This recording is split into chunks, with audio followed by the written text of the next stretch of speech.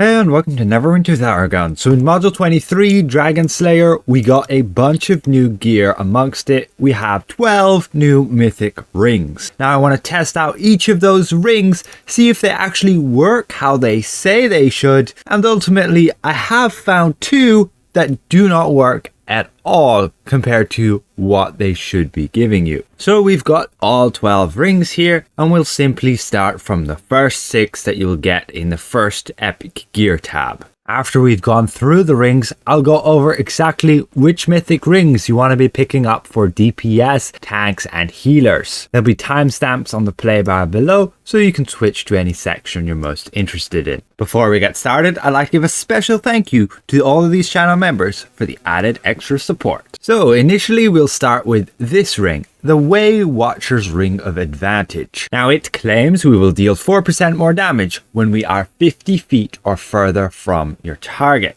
Now the way we test this is of course just going by a dummy, and we can go and attack this dummy and see what damage we're dealing. We've made our build so that it deals consistent amount of damage all of the time per hit, so our stats are stable. We go and get our base at will damage there at just over 7,000, and then we go and test with the Waywatcher's Ring of Advantage. It should give us a 4% damage buff, and indeed it does. We can see that there by increasing our damage buffs from 1.225 to 1.265. And that gives us this damage, which correlates with what we're seeing in our combat log. So indeed, this ring works correctly. Next up, we have the Wayseeker's Ring of Intellect, and this supposedly gives you 10% additional damage to your daily powers. Again, we just test this by casting a daily on our dummy. As a ranger, we can use this one here, nice and easy, get 4 hits, so we can easily extrapolate what damage it should be dealing, and we get our daily base damage of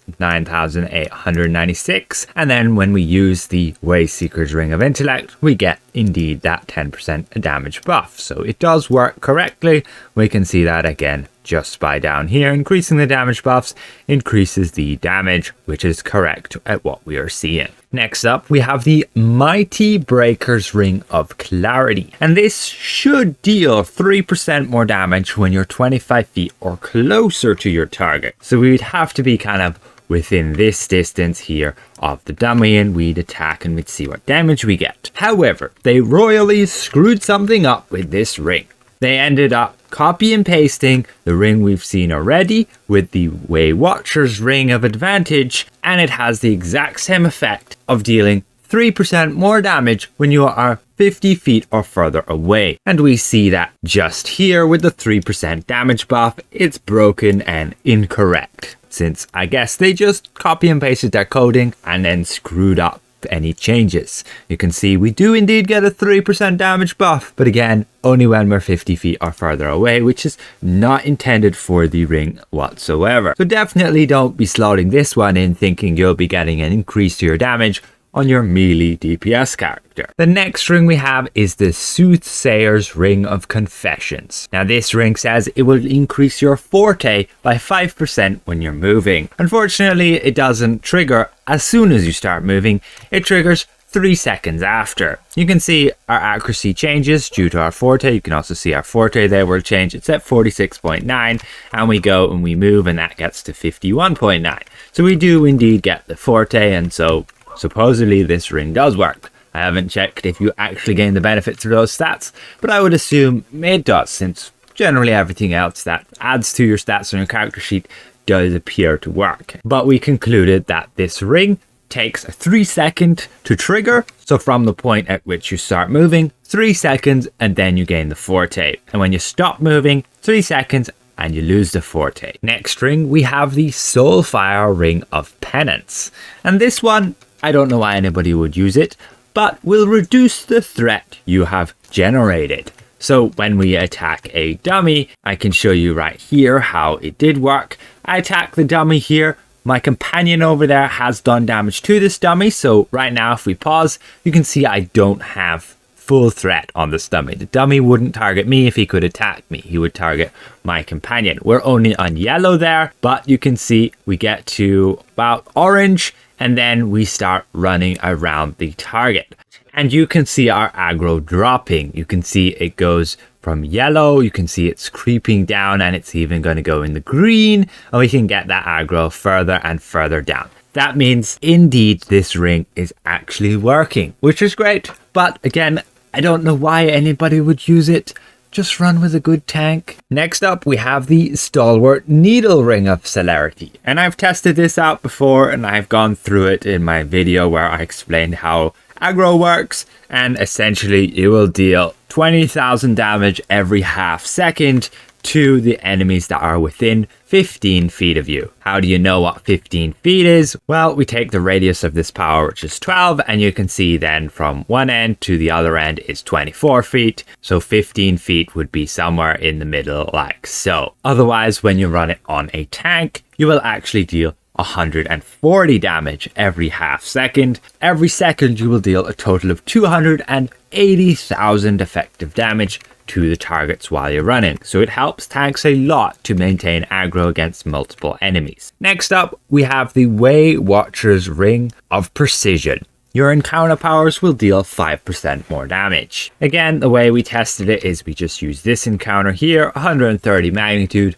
and used it on these dummies. We got our encounter base damage there of just over 12,000, and then slotted in the ring, and we could see it did indeed give a 5% damage buff, so it's working correctly. And you can see that just down here, going from these buffs to these buffs, which then increase the damage to this, which is what we see just here. Next up, we have the Wayseeker's Ring of Punishment, which will give your at-will powers 8% damage boost. This ring, again, similarly, we just use our at-will here, and we can see that the ring does indeed work. It gives us that 8% damage buff, and so it works correctly, increasing our damage. You can see from here 7,000 to 7,460. And so next up, you have the Mightbreaker's Ring of Elegance, and this should give you 10% extra damage against dragons. So we went and tested it in our dragon hunts, we tested it in the Well of Dragons, and we can see that without the ring we were dealing base damage this much. We were scaled in the Well of Dragons, so we had to reduce the damage of our IL a bit, and then you can see that with that Mightbreaker's ring slotted in, it actually does indeed give us a 10% damage buff. So this also works correctly. You can see going from this damage to this damage with a 10% boost. So that's definitely good news. You should be running the ring within Dragon Hunts and potentially within Crown of Keldagon and Tiamat, but that's another story. Next up, we have the Soothsayer's Ring of Absolution. And this ring simply just boosts our crit severity. We can see we're at 47.8.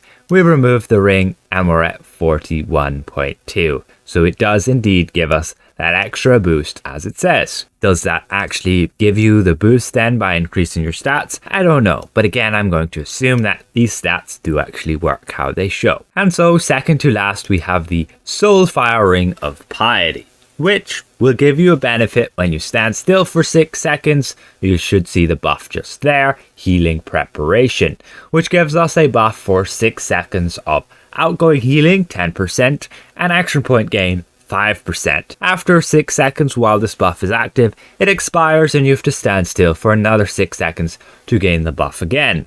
It's unfortunate. You can see I'm just standing still here and the buff won't remain active all the time. It's only up for half the time. 50% of the time you gain this buff, so you could effectively half both of those effects and the ring would still be somewhat decent, but in my opinion you could just as well go with a more reliable ring. And so lastly, we have the Stalwartneedle Ring of Bulwark. And very unfortunately, this ring did not seem to have any effect within Dragon Hunts or the Well of Dragons. You can see with the ring we're getting 64% effectiveness, and without the ring we're getting 64%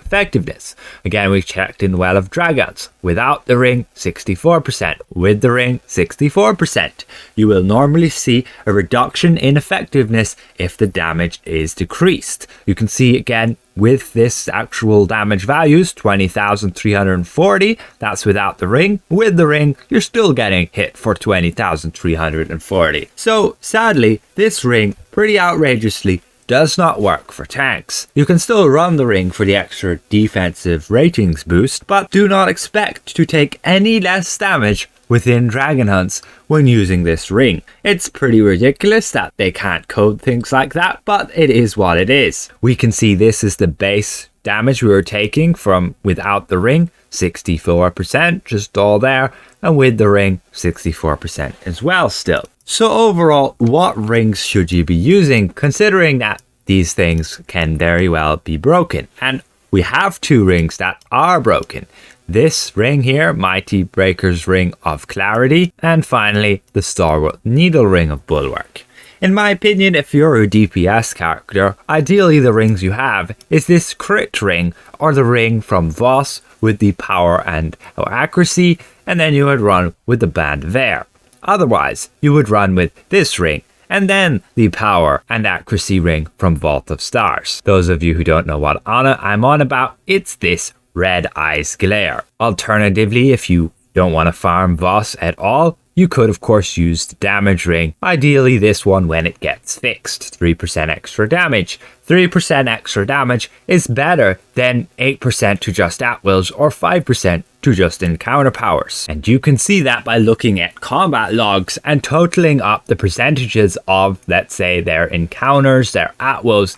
Even if an at-will Brash Strike deals 25% extra damage, adding a total of 8% to that, a quarter of 8 is only a 2% additional damage buff overall. And so you would be better off going with a ring giving you 3%, or if you want to be a ranged DPS and stand far away, a ring with 4%. And you can then add up, let's say, the damage total of your encounter powers. We can, let's say, look at a fighter for this example, and you could add up, let's say, Anvil of Doom 14%, Bull Rush 13%, we're at 27%, plus Griffin's Wrath another 12%. We're at a total of nearly 40% damage from encounter powers, and 40% of 5% is again only a 2% overall damage increase. So again, you would be better off running with something with a 3% damage increase. So in my opinion, do not run with these bonus damage to at-wills encounters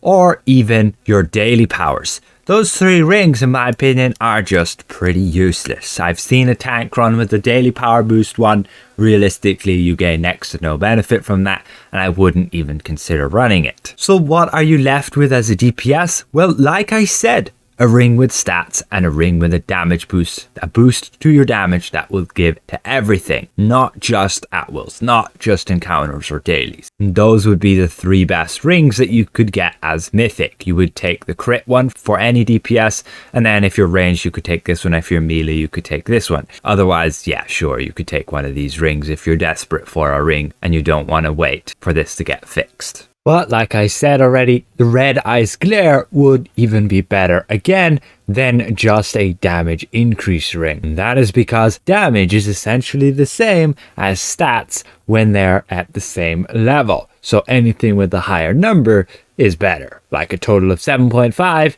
is better than a total of 3. Then for healers, again, I would just run with the crit ring and the power ring from Vault of Stars. Or you could run with the glowing restoration ring, giving you outgoing healing stat, again based on your maximum hit points. And lastly, as a tank, well, there's not a lot of good options here. There's the Ring of Celerity, and to be honest, that's about it. Until they fix the damage resistance ring for dragons, it's not really any use running with it. So as a tank, I would take the Celerity ring, and then like the Ring of Overwhelmed, when you're moving you get your damage resistance. It's a very good pair with the Celerity ring. And then there are a few other options you could run here from specifically Vault of Stars, just not a whole lot. I personally would run with the Ring of Darkness as my second ring. It can reduce the enemy's accuracy, which effectively increases your survivability, especially when you have a deflect build. I will go over that again in another video. So hopefully this was somewhat insightful to you guys, and that you could follow which rings I suggest. And again, the two rings that are broken right now is the Ring of Clarity and then also the Ring of Bulwark. Again, I'd like to give a massive thank you to all of these channel members for helping me keep my channel going. If I presented this well, consider leaving the video a like, and if you're new around here, consider subscribing. We'll see you guys around. Goodbye for now.